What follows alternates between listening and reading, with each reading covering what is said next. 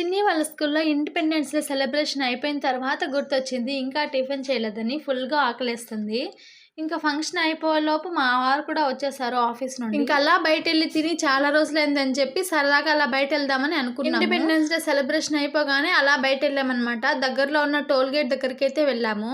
మాకు దగ్గరలో ఉన్న రెస్టారెంట్స్ టోల్ గేట్ మాత్రమే, గాదంకి టోల్ ప్లాజా. ఫుల్‌గా ఆకలేస్తుంది. ముందైతే పెసరట్టు తిందామనుకుంటూ వచ్చాను.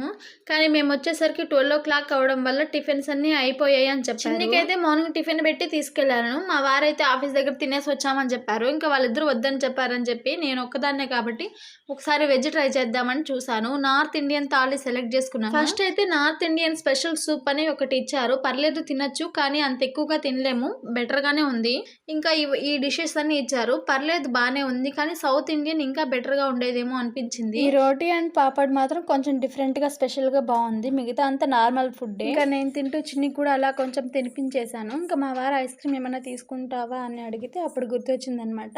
Sizzling brownie with ice cream ఎప్పుడో ఫ్రెండ్స్తో బిఫోర్ మ్యారేజ్ తిన్నాను. ఆ తర్వాత ఇప్పుడే అనమాట, చాలా రోజులు అయిపోయింది. ఎందుకో సడన్గా గుర్తొచ్చింది. ఉందా అని అడిగితే ఉంది అన్నారు. ఇంకంతే, వెంటనే తీసుకున్నాను. టేస్ట్ అయితే చాలా బాగుంది. పొగలు కక్కుతూ కొంచెం కూల్గా కొంచెం రెండు కలిపి తింటుంటే నిజంగా చాలా బాగుంది. ఇంకా అంతే, ఈరోజు బ్లాగ్ ఇలా సరదాగా గడిచిపోయింది అనమాట. వీడియో మీకు నచ్చితే లైక్ చేయడం మర్చిపోకండి. ఉంటాను, బాయ్ బాయ్.